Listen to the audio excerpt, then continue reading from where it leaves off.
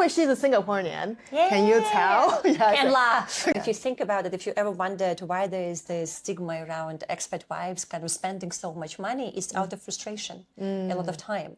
You know, they're just too upset. Welcome back to our channel. Today I have an amazing guest, Yana from YanaTV here. So bring you a more numerous, different perspective being foreigners alive in Singapore. By the way, she's a Singaporean. Yeah. Can you tell? Yes. And laugh. I think people, let's say Singaporeans, might not even think about it because if you're born with the Singaporean passport, I don't think you understand what it means. Yes, she is a Singaporean. So tell us all the places in the world, how and why you end up in Singapore. Wow, this is such a big question. So I was born in Russia, in St. Petersburg, which is sort of most European part of Russia. And I know it took me, I think, it's only in the last year that I started comfortable saying that I'm actually Russian, because before I was always feeling if I do, people are going to throw tomatoes at me. Oh, really? I was so nervous to say where I was born, but I hope that your audience is compassionate enough not to hold it against me. But yes, I was born in St. Petersburg, and I fully grew up there, and I left after I took my bachelor degree. When I was 21, I finished university.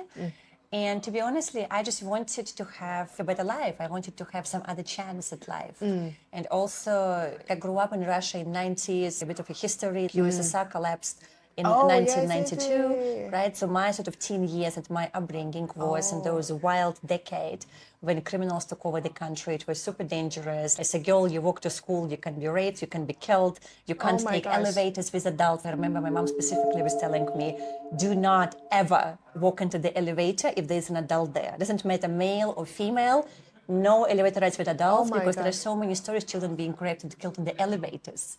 And so things like that, it was just so dangerous that, and not much opportunities I felt probably. And there was also at the time, extremely patriarchal society where women were sort of viewed, you know, I mean, you cook, you clean, you bear children, you look after them, you please your husband. Yeah. That's it. I mean, sometimes even to work, you have to ask for the permission. And yeah, no, it was kind of strange, to be honest. And so when I just looked around at that time, my mom's life and just other women who were living there, I couldn't picture myself in that life. So I just wanted to see something different. And that's the reason why I wanted to travel. I actually never planned to leave Russia. I never planned to move out or marry a foreigner. And I still remember the joke is, like my mom was quite a visionary in that sense. She forced me to learn English since I was 6 years old, and I hated it. No kids like it. She would force me to go to the English teacher. I would be telling her, Mom, why? I would never in my life use that. I'm perfectly happy here. And look, here we are today, right? So kudos to my mom, just being very visionary. It's a bit like a tiger mom. I think also in the Chinese culture, you know, we can relate probably that some things you hate as a kid, but then you grow up and you're actually grateful that your parent forced you to do this because you have some kind of skill which is useful. Chinese lessons are very important. You never know. Exactly. After they do the treatment here, Alhamdulillah, it's very, very light in my body. My name is Eddie. Sometimes people know me, sometimes people don't know me. If my cat inside my shoulder, everybody know me, who I am. I have sickness in my shoulder, quite sometimes, my neck, my rib, and my back. After I know Dr. Jeff and Dr. Jenny and this kakak here, after they do the treatment here, Alhamdulillah, it's very, very light in my body. Just now I want to pull back my hand, very pains. Right now I can pull my hand until here. I can pull until here. This side, I can go everywhere. Release stress, release everything. Great, I can give you 10 to 10. Honest, bottom in my heart, 10 to 10. My body be released a lot of things. It is honest to my heart to tell you. This is not because of review, because of my cat Bumblebee, everybody know because of what. No, I am sick. I keeping my sick. I don't like to go doctor. I don't go to massage my body. I don't like to do anything.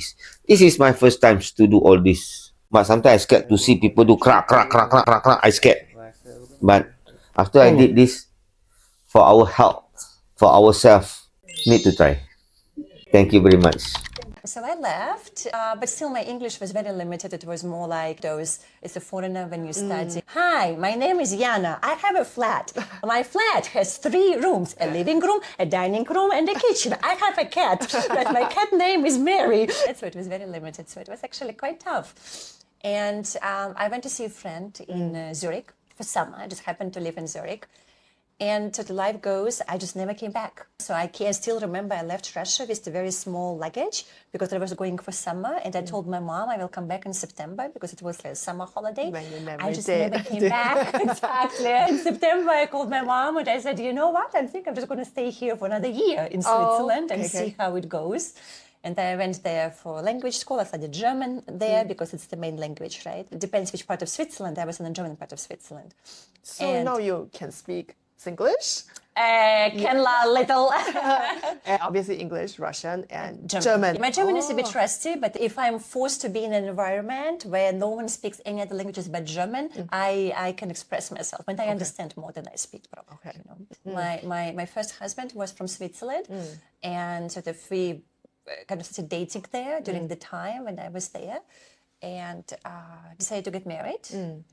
And then we, like almost immediately after we got married, I became like a typical training spouse. And we moved to New York because he got a job there. For someone like me, even though there are all of those like stories, Cold War between Russia and US, and people always talk about it. Still, you know, at least my generation, we grew up with this. America, oh my God, the best country on earth, right? American dream. I mean, so to me, to go to New York, it was just absolutely pinnacle of my dreams. Like I wanted to be an actress and the model and entrepreneur. Like I wanted to do all of that. And it was like literally just a few months after we landed in New York. So when my husband got diagnosed with cancer, I mean, we were still young and clueless about all kinds of things. I mean, he was a bit older than me, but still we were both very clueless. But then when we moved to New York, it was just me and him. And on top of sort of just any traditional immigration challenges, when you go to a different country, then you go like a newlywed couple, you also try to figure out things, right? This How is would like you do this? almost like a double whammy. You need to get used to each other. You know, like very familiar environment will be good, but here it is, New York City, newly married. Like I need to learn about you, you need to learn about me. And we're both in the foreign land. Exactly, you know, and for him it was important, the practicality, you know, let's settle, you know, settle at home, unpack everything, make sure things are working, you know, like to make sure all the practical stuff is taken care of. And then he feels, okay, we can relax, you know, we made it. And for me it was social. Because we moved there because of his work. So he had colleagues at work and there was some socializing related to this. I moved as a trailing spouse. I didn't know a single soul. Right? So for me, it was just much harder because I had to make new friends. And there was no friends there. And that must be difficult. It was tough, so I really wanted to go and meet people. And I still remember how he was just struggling from the pain. And I still remember the first time when he got diagnosed. So we went to the hospital, to the emergency room, because he had intense pain, like in his lower abdominal. And I still remember just standing, in the US they allowed, I'm not sure they allow it here, in the US they allow, when they were doing like an ultrasound and scans. As a spouse, you could be inside the room behind the monitor and you actually see everything what the nurse or doctor is seeing when they're scanning. And I still remember when they were scanning, like I could see on the screen that something was not right. I mean, even before they said anything, it was very obvious, you know, I was like there was this tension, I'm like, something is not quite right here. And so then when they also, because it was like such an early days, like now there's a lot of talk about this and support just related, you know, about the cancer survivors and there's just general support around this area. But at that time, I remember I was in such a, I think it's such a shock. It took me, I'm not kidding you, I think it took me about a year to be able to actually say the word. Like I couldn't say the word cancer. Like I couldn't pronounce it to my friends. Like I couldn't even say that what it is that was going on. It was like so shocking. I think it was so traumatic that I couldn't somehow accept that this is exactly what was happening. And maybe I felt if I say, I would break down, and there was no support structure because again it was just me and him. And we moved outside of New York, like in a Connecticut area. You need a car. in US. I mean, anywhere you live, except maybe New York, you need a car. Yeah. And I didn't even have a driver's license. It takes a while to get your driver's license. So it's like, when you're in a foreign country with the spouse which is ill, your primary caretaker, there's no support structure around it. You're not mobile, right? Yeah, You can't get even anything. It was just super isolating. And I'm 22. And I had its hopes and dreams, and at least to get a job. This is my first dream. Yeah. Even that, you have to wait. I think I waited 2 years to get official papers in US to be able to work. I just remember many, many nights and days at home, he was sick or in the hospital, and it was a challenging time. Because what you're saying is to me, because when we first came to Singapore, we actually lived with my best friend's parents for a little while in Singapore. At that time, they were Canadian French expat. And I remember the mom, she gave up her career from the beginning. And she's in her 60s now, just because the husband's job required, they've been traveling 13 countries for the last 30 years. She was never in one place more than 5 years. So it's everywhere it's restarting that life, restarting with friends, restarting with children. Yeah, also settling kids in the school, right? Yeah, I mean, for children, they might not be thrilled. They have to change schools. Yeah. Also just dealing with that. It's not easy. I mean, I hated that life. And I still remember even having conversation with my mother-in-law at that time. And I remember how she couldn't understand why I was not happy. Because in her perspective that I was living a dream life. I was traveling around the world, and he was a banker, right? I mean, it's money come was on, good, come on, right? whatever Come on, yeah. come on. I don't know, but to me it was just extreme isolation, constantly start and stop. Yes. Constantly rebuilding to do something professionally, because in each country, again, it takes time to get a work permit, because he would get a work permit immediately because he's transferred. I had to apply separately after we arrive, and usually it takes 1-2 years to get your work permit in any country. Yeah. So what do you do those first 1-2 years when you don't even know anyone? Yeah. And also maybe when you have kids, I think on one hand it is actually easier because you immediately get plugged into the school network. At least you meet other moms and that's your connection. I mean, I was again 22, 23 when it was all happening. We didn't have children and it was just me. So it's at least the parenting, you cannot be part of it was just me. And I remember many days being locked at home and not what to do. And then your mind just starts rolling, in spirals. Do you have many expat wife here in Singapore going through similar situations? Absolutely, absolutely, because I heard it definitely. I mean, I'm all sort of stuff is going in the expat community, and I can't say I'm very kind of connected right now, local, consider myself by now. So, but definitely, it's maybe some hide it better than others. Oh, yes. Especially socially. Yeah. I think you don't want to show up at the social events when you go to gala dinners or fundraisers and break down at the table. Exactly. When you're dressed up in the evening dress or something and you have makeup. People probably wouldn't be doing that. But if you get to know them, there are a lot of difficulties that women, I mean, not only women, because there are also the other way around. There are more cases right now when I see that a woman works and man becomes like a house husband and he takes care of kids. And that's also, I think it's even because there's social pressure and stigma around it, right? I think it's a bit more tougher for them. But among women, from what I know, definitely. And in fact, there are very high statistics of divorce. Oh, when they move to for the expat kind of families, I don't remember the numbers, but they are super, super high. And so many marriages just not get because of the pressure, so high. And then kind of everything goes into your face. And especially because in the reality, we would be at home. And for many, husbands traveling 80%. Let's say if he has a corporate job, if he's an entrepreneur, then he's more flexible. He can make his own decisions. But if he's like a senior executive in a company, and this would be usually their profile that they're bringing here. Okay. He's traveling 70-80%. He's never home. Yeah, It okay. means she's there at home with kids. She's there for school. She's there to do everything for the house. Pretty much it becomes a single parenting. Oh, okay. Right? Yeah. And so like it means a weekend parent. Exactly, You know, like, because then the person who is at home becomes a single parent, and the other spouse is like a visiting weekend spouse. Yeah. And the same for the relationship. I mean, how long can you be doing that? It's You need. I mean, I don't think it's not possible, but you need to have a very, very strong foundation with each other, and not has that. Yeah, I think this is something that maybe many viewers or Singaporean audience didn't know, because we only see the glamorous side of that. Like, I know. I get to this dinner, look at my amazing dress, but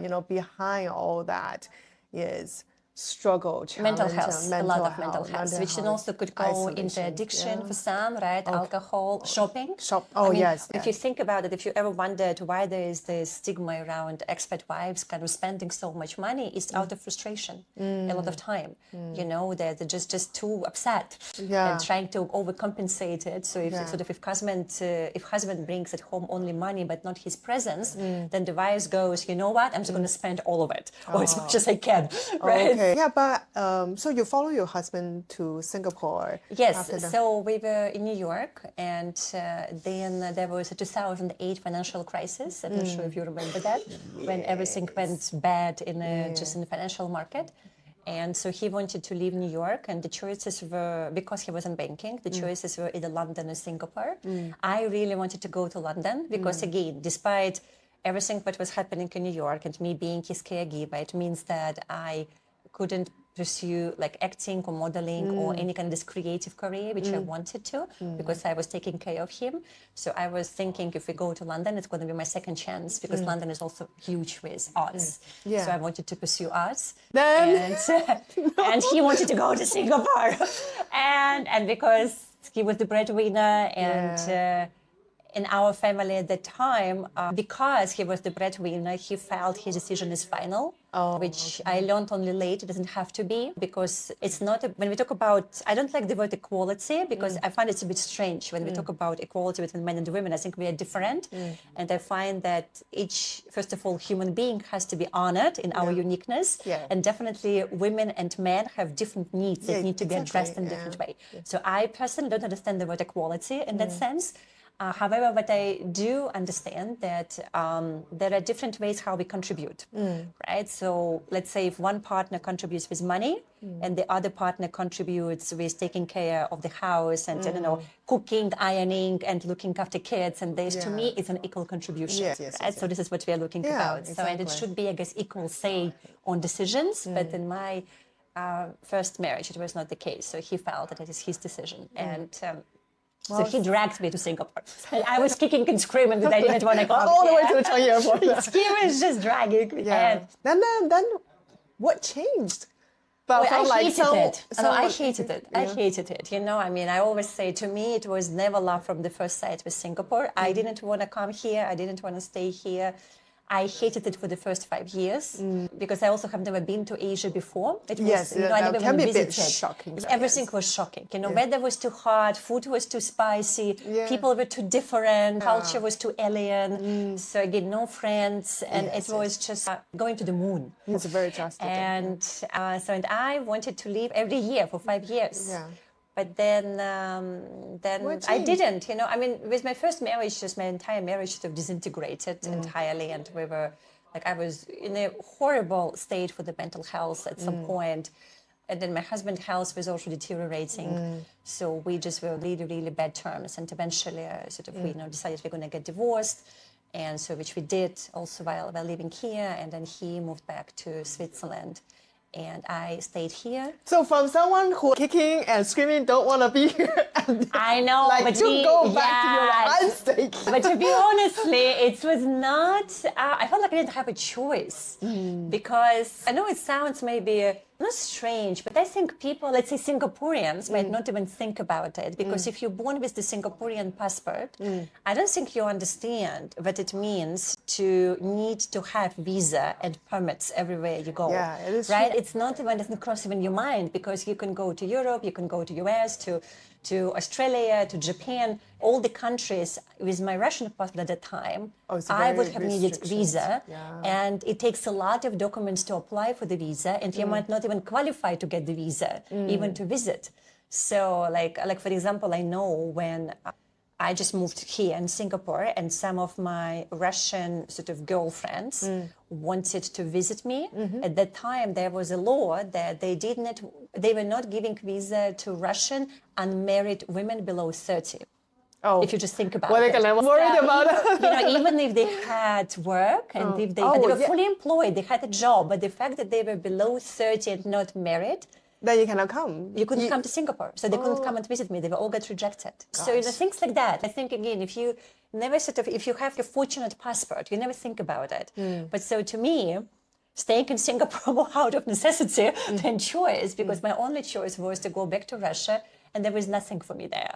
And to go somewhere else, I didn't have papers, so I had to make it work here. So how did you make it work? Like, be a wife all this time, caregiver? I met my current husband.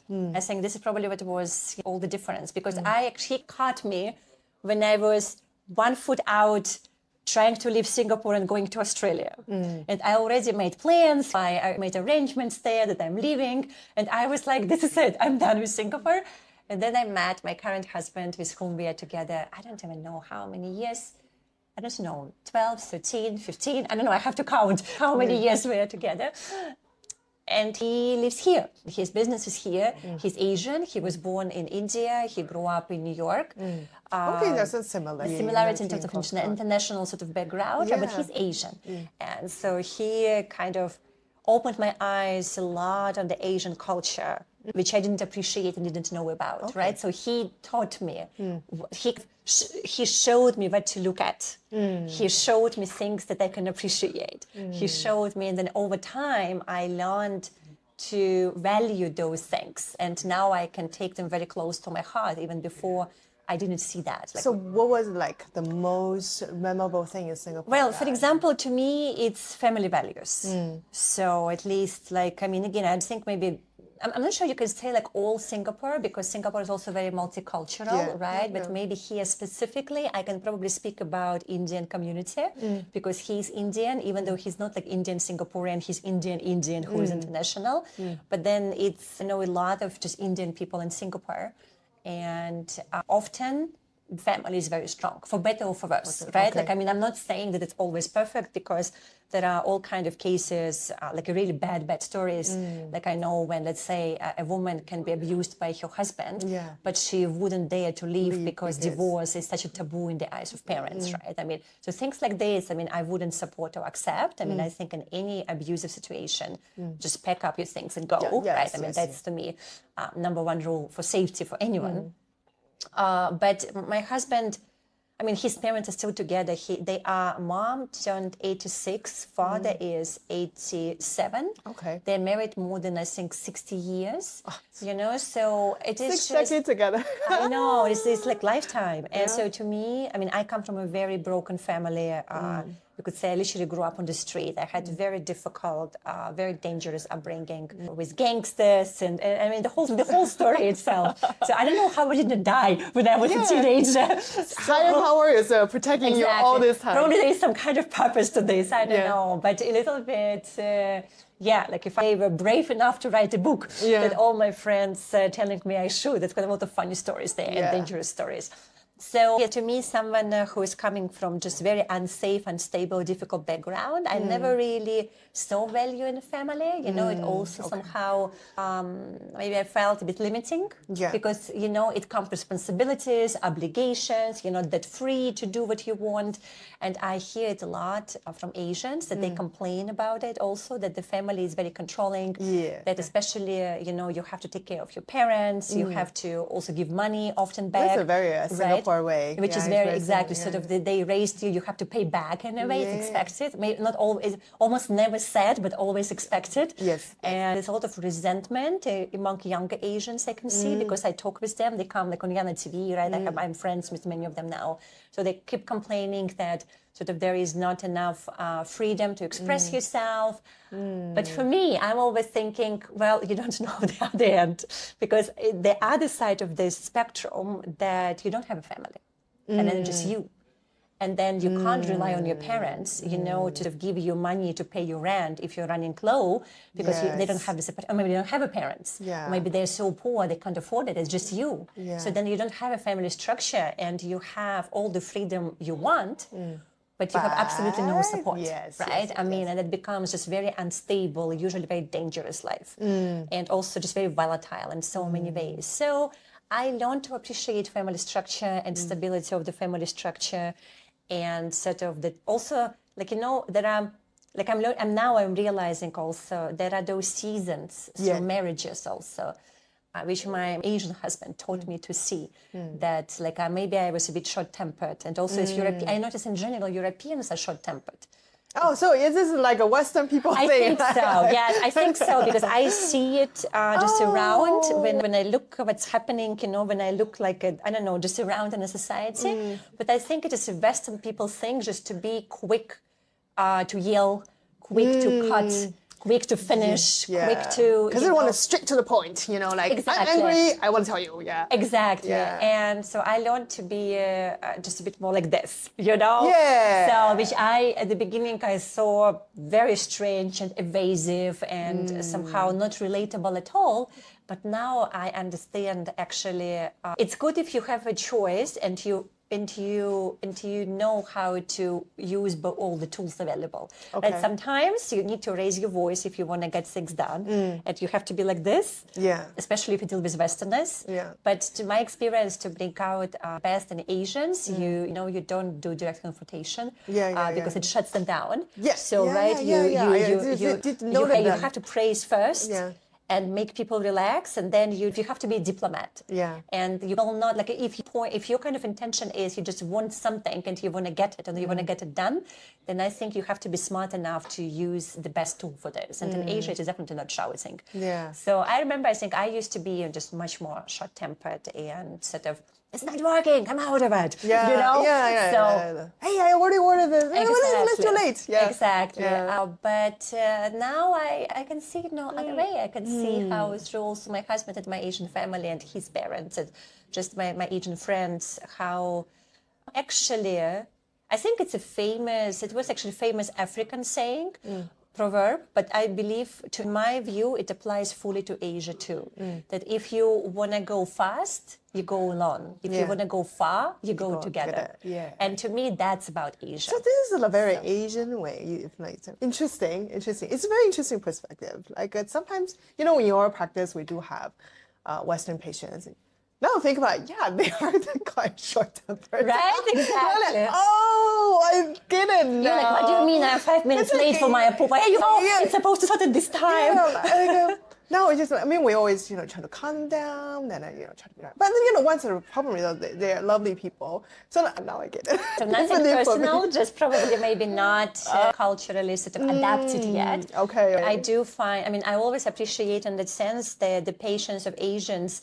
Like every time when I see a Western person yelling, and I have been that person many times in my life, you know, a Western person yelling, the Asian would be just what you said, would be say, with comfort, would say, that's okay, look at that. And I did not appreciate that in the past, you know, so I learned to appreciate it only much later. Because also, I think it kind of depends a little bit what culture you're coming from. I mean, I grew up in Russia, which is a rough culture, right? And it's a little bit like China, like a mainland China in that sense. There are a lot of people. You have to be super competitive. Yes. You have to be super strong. You have to be, maybe bitchy is not the right word, but I remember my mom would always, hello, kitten, we have a cat here, yes. My mom would always sort of criticize me that I was not strong enough in her eyes because how did she put it? Like I was too kind, too compassionate, too forgiving, too, all those soft skills, they were not valued when I was growing up. But that was very important if you want to work with people. But at that time, I think it was time of the survival. Okay. And so people like that would be eaten up, but maybe not literally, but figuratively, right? So if you were sort of soft and understanding, like now there's this big talk about empathetic leadership and heart-centered leadership. I mean, I was like that by birth. I mean, I was just a person like this. I was born like that. but all of those qualities were heavily criticized in the culture where I grew up. I was considered to be weak. That's not strong enough because so I was sort of, it was only dictatorial leadership or kind of I am the boss type of leadership that was respected. So my way of being was not respected. It was considered to be as a weakness. And I think that for many Europeans, definitely I can see also from US, often from Central Europe, I think it's the same thing. Yeah. Sort of, if you are not like in the face, if you don't speak loud, if you can't get your points across, very clearly, if you don't, I mean, look at Donald Trump, I'm sorry to bring it up, right? I mean, if you can't humiliate, if you're not able to be aggressive or humiliate your opponent, then if you can't shut people down with your words, then you're not a good leader. Yeah, but that's quite drastic here, isn't it? Like it's very different, right? I mean, it's right to me. It was a little bit. I couldn't understand when I arrived in Singapore. I think also one of the reasons were very, very long time back, which was 2015, I think, when we originally launched YanaTV. That was the very first, recording, because I couldn't understand why people in Asia would look up to the West. And want to be like that when they're so different culturally. Like I would hear people constantly saying that they watch all those American shows and tell me the names and they all want to be like that. And I'm like, why would you ever want to be like something that you are not? Aggressive. Right? You have to be aggressive. That somehow that you have to, often Asian women would complain to themselves and others or tell to me that, I'm very soft-spoken. I wish I could raise my voice and I can't. But they never recognize actually that's a I'm like, great yes, but you're skill to soft-spoken, have. which makes you much more feminine. Yeah. And this is like also the other qualities. Like I know which kind of the whole other than topic probably itself, but I know many Western men who come to Asia, they are being with Asian women, not Western women, right? Why? Because then they would sort of pursue, or not pursue, that's not the right word, they would perceive Western women to be too masculine, not feminine enough, because this is again, as they speak too loud, too bossy, too aggressive, too in the face, not accommodating enough, right? So maybe very high in the career, but not someone they would want to marry or be with. Or And they just realize this is a big misunderstanding. exactly. How we perceive EQ is. Exactly. Oh, no problem. Therefore, Exactly. the solution. Like, I always often say that, but there's the other joke, I think also for Western men, like they would have, I'm like, you so don't understand Asian women because they would see the facade, which is often the cultural thing, right? The soft-spokenness, the inclusiveness, the empathetic way of being, the, I'm going to take care of your needs. And they think that this is all there is and how mistaken they are. And then they get married and then she goes, okay, now I'm the boss of the house. Yes, With the same soft-spoken voice, but now she runs everything. They don't get it. They don't like, no, not like it. Wow, interesting. This is a very interesting. At least it's something I hope the viewers can see where Yana is coming from. But that was interesting for me to learn. So you've been in Singapore for 15 years. There must be some really, really difficult times, being here by yourself. What was that point like and how did you overcome that?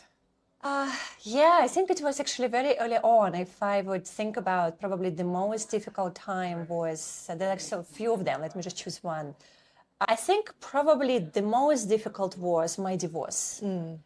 Not only because divorce is still a stigma in many cultures and there is kind of old thing about it, but I found mine was particularly challenging because my husband had cancer.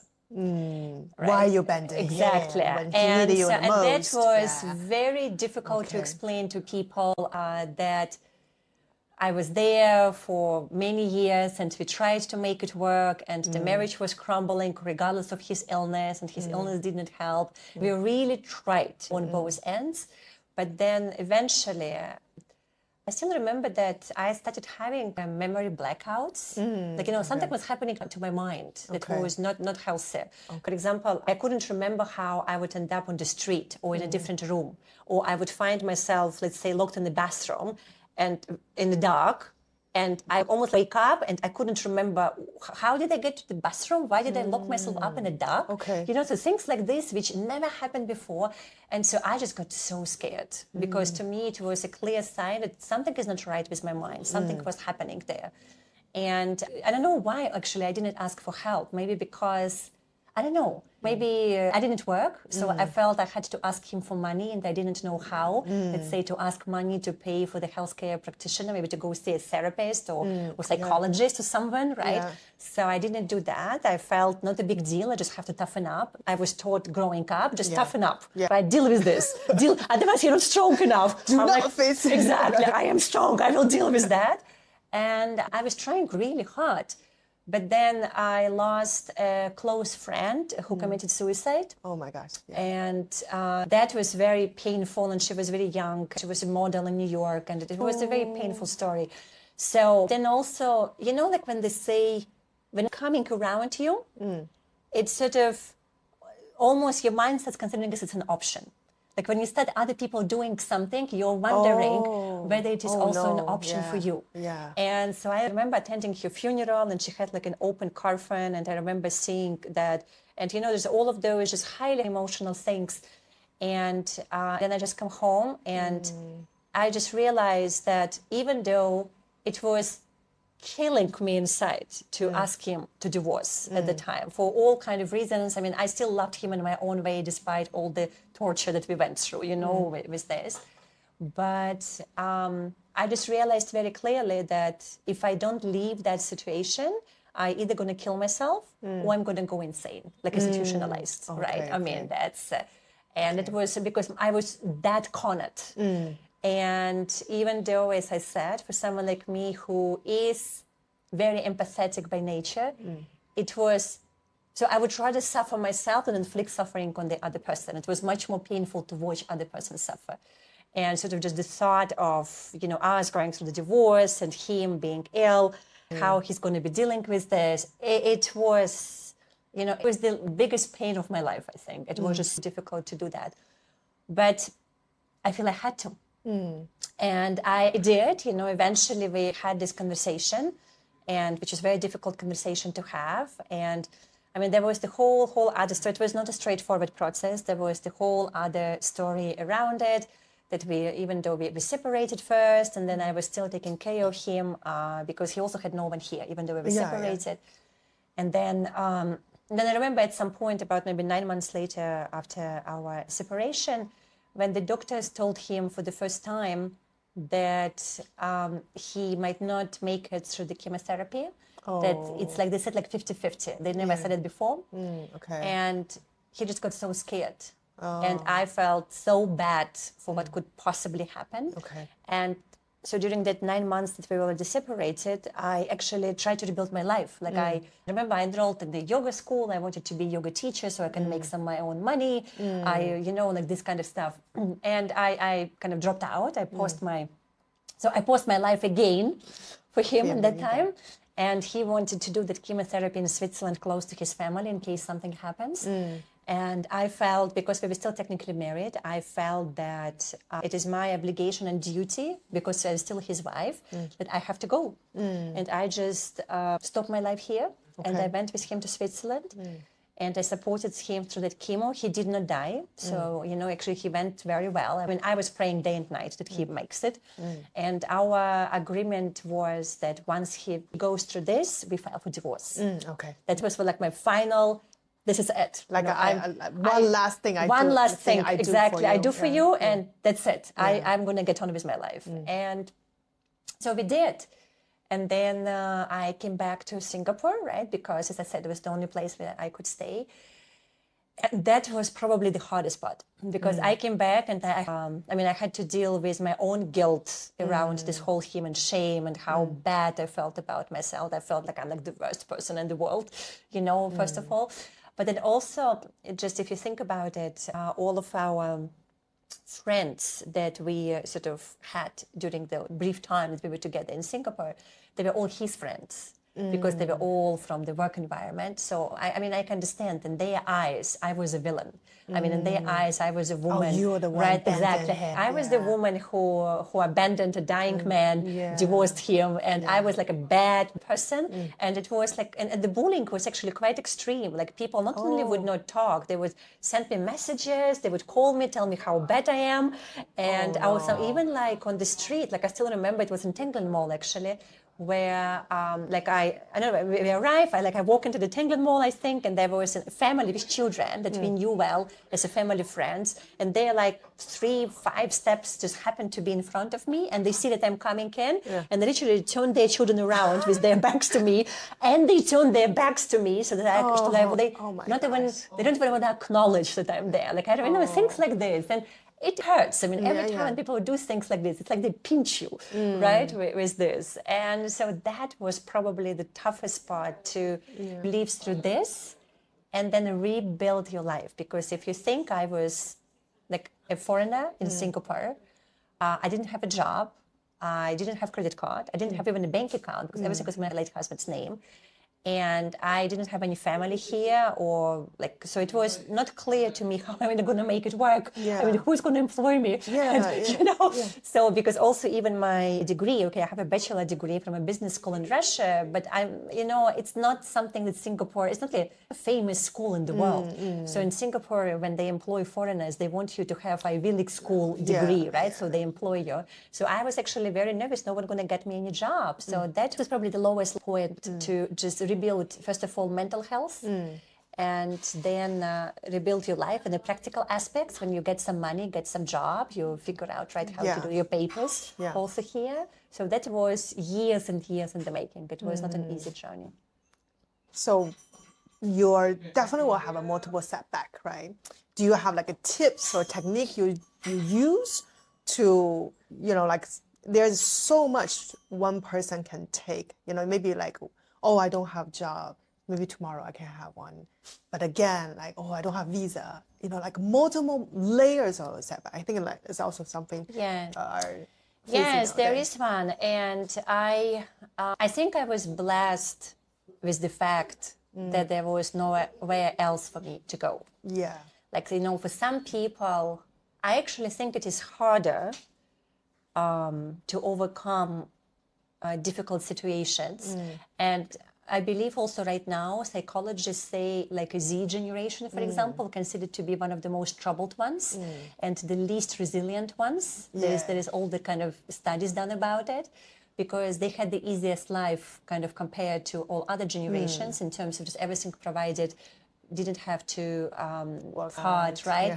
So which now develops this whole other different set of personality, which often not able to deal with difficulties. So I find that, so if you know that someone always has your back, for example, your parents, I don't know how you're going to succeed in life, to be honest. Right? So it's because you can always going to go back and live with mom and dad, and you can always call your mom and dad and ask them for money, or maybe for a job, or recommendation for a job. You probably don't have to worry about your papers because, they're not even on your mind. So how do you succeed? I don't know. For someone like me, I didn't have any of that. So it was a little bit in that stories when they say, when you burn the bridges. And so I would say that if for those people who come from more sort of privileged circumstances than I am, if you have all of this, I think in your mind, you have to burn the bridge. And that has to be, I'm not saying that you have to disengage from your family. That's not what I mean. But you should burn the bridge in your mind that you're not going to kind of reach out to them unless you absolutely have to. And you're going to look forward and make it your own way in life, right? Because if there's a safety net that you're constantly falling into, you're never going to stand on your feet. So I didn't have a safety net. And so that's why you just deal with that. So it's like basically no way out is a forward. Exactly, no way out is forward. I'm not gonna, and sort of literally this. When you burn that in your mind, and you're not gonna call your mommy or daddy or uncle or aunt to fix things for you. You're gonna do it yourself, right? And you're gonna learn how to be resourceful. You're gonna build your own network, people your age, you're gonna learn new skills. You're gonna learn how to make money. So I find that that's what builds resilience. Okay, so way to build resilience, right? Just to build resilience. Way to build resilience, just deal with your problems yourself. That's how you build resilience. This is like Singapore way of doing things, right? Yeah. Thank you so much. Thank you so much and please, do take a look at YanaTV as well. And I will put the link below. So thank you for your time. If you find our video meaningful or it help you, please like, share, and subscribe, and comment below. Yeah, let us know. Thank you, sir. you. We'll see you next time. Bye. Bye-bye. Oh, you're still here. Thank you for making to the end of the video. As a way to appreciate you, we want to try something a little bit different to give it back to our viewers. So in my hand is a $50 gift voucher from our main sponsor of our video, which is my company, Chiropractic Clinic, Chiro, Singapore. Paying solution for Singapore. So how to win the $50 gift certificate from us is this is something we want to try to do by end of each video. We want to pick someone from the comment section and you can use this $50 voucher. If you're not interested in chiropractic treatment, that's fine. We have other treatment options available, such as massage, relaxation massage, sports massage, cupping, any sort of a therapeutical service we also have available. So to win this, all you need to do is go ahead, comment below, and comment if you have thought about the video we just did, go ahead, comment that. Or just say, I want that. Did comment, I want that, and comment below. And making sure you subscribe, like the video, and we're gonna pick the winner from there. Hopefully the next winner gonna be you. So go ahead, leave that comment below, and so go ahead, leave that comment below. As for you, go ahead, leave that comment below. I'll see you next time.